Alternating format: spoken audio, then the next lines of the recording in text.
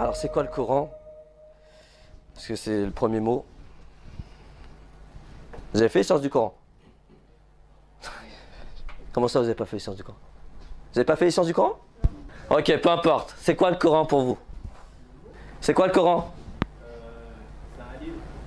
C'est un livre, ok. Alors, je vais reformuler ma question pour que ça soit plus précis. Imaginons que, je sais pas, il y a un non-musulman qui vous interpelle, que vous connaissez, qui vous demande, bah, c'est quoi le Coran? Voilà. Ouais. Parole de Dieu, c'est ça? Ouais. Et les paroles rapportées. Parole rapportée. Parce qu'il y a une fille là, elle lève la main. Parole révélée au prophète Mohammed. Et on peut résumer par parole divine. Waouh. D'accord. Oui, d'accord, oui, il n'y a pas de souci. J'ai entendu, j'ai compris. Un message universel. Un message universel à l'humanité.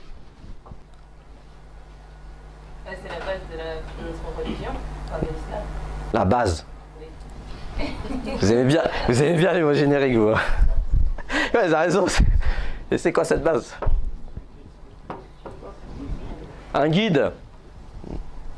Ça, c'est ce qu'on vous a appris. Parole, parole. Hein? Non, mais je dis seulement, si on vous pose la question, qu'est-ce que vous dites? C'est un ensemble de versets. Un ensemble de versets. Ouais. Oui. Oui. Une notice. Notice, ah ouais. C'est technique, hein? On ouvre et puis il y a des... D'accord, il y a des légendes et tout ça. Oui, non. Notice, voilà, métaphoriquement parlant. Ok, d'accord. Alors la méthodologie, lorsqu'on veut essayer de comprendre un concept coranique, le Coran étant, tout à l'heure vous avez dit révélé en langue arabe, etc. Révélé dans une langue particulière, c'est de s'intéresser déjà à quoi? À l'étymologie, l'origine étymologique du mot Qur'an. Alors je vous ai mis ici, ça vient de la racine Qara'a, donc le qaf, le ra et la hamza. Donc il y a le verbe qara'a, bien sûr c'est évident, tout le monde sait ce que c'est. Qara'a ça veut dire, hein, ça veut dire lire. Ok.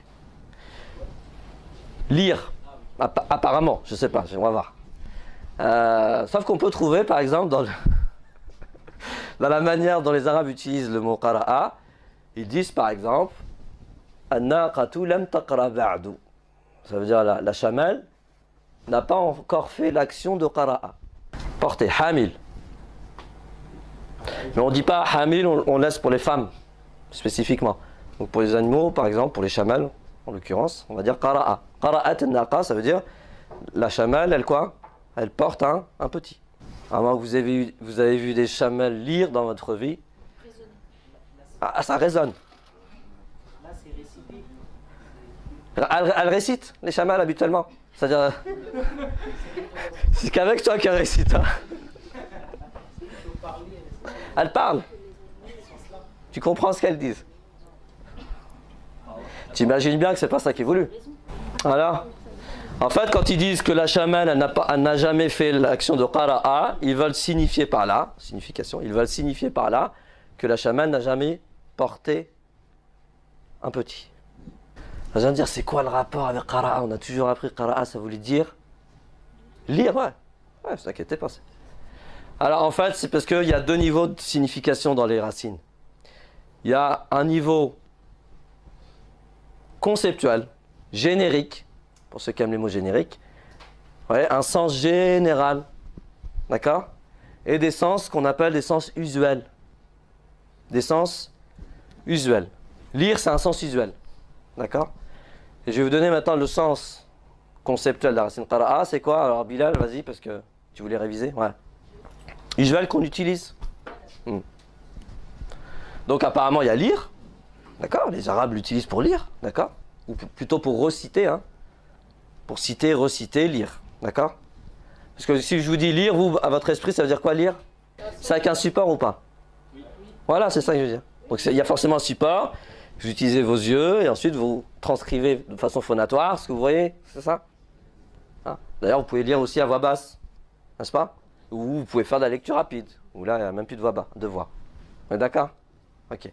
Donc ça, c'est ça que ça veut dire. Alors que qara'a, c'est plutôt réciter, reciter. Réciter, reciter quelque chose. C'est-à-dire répéter après quelqu'un.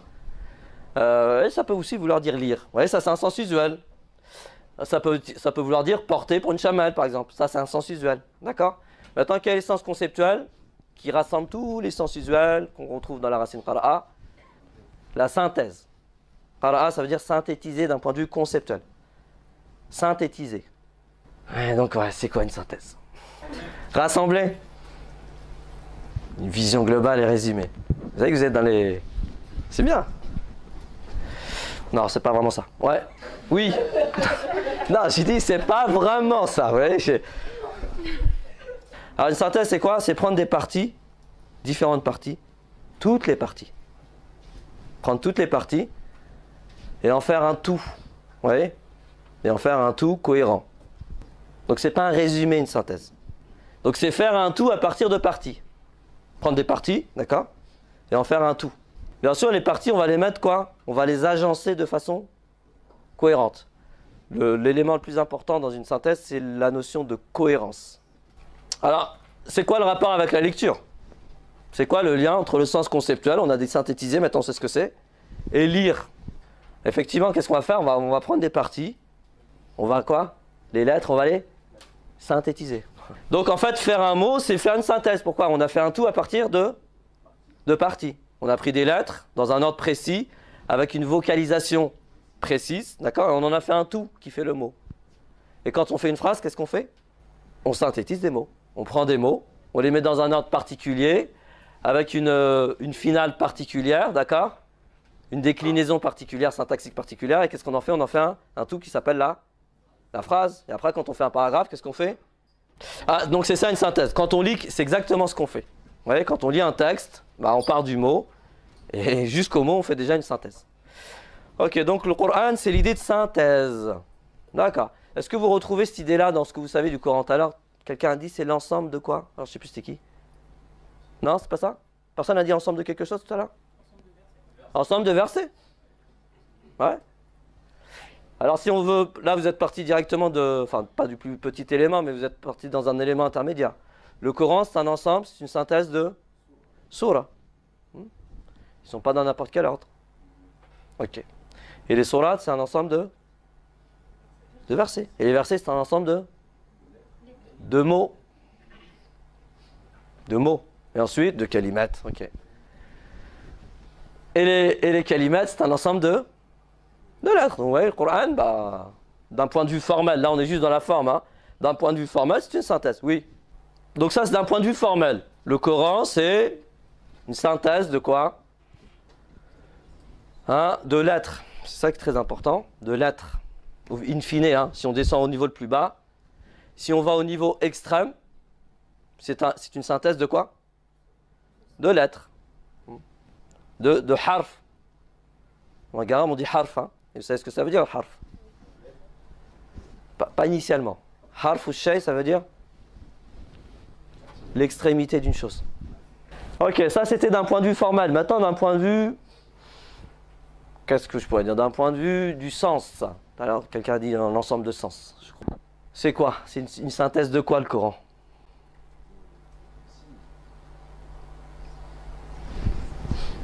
De commandement. D'accord. C'est que ça. Ah. C'est des signes. Que des avertissements. Des morales. Philosophie. Des morales. Des histoires. Eh ben, des preuves. Des miracles. Deux miracles, avec un S, c'est ça? Ok, alors moi je vous propose ma définition. C'est une proposition, c'est un partage avec vous. Il me semble que, en tout cas c'est ce que je dirais, si un non-musulman vient m'interroger, me poser des questions, c'est quoi le Coran pour vous?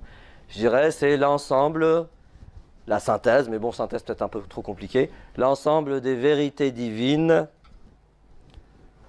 nécessaires à l'humain pour quoi?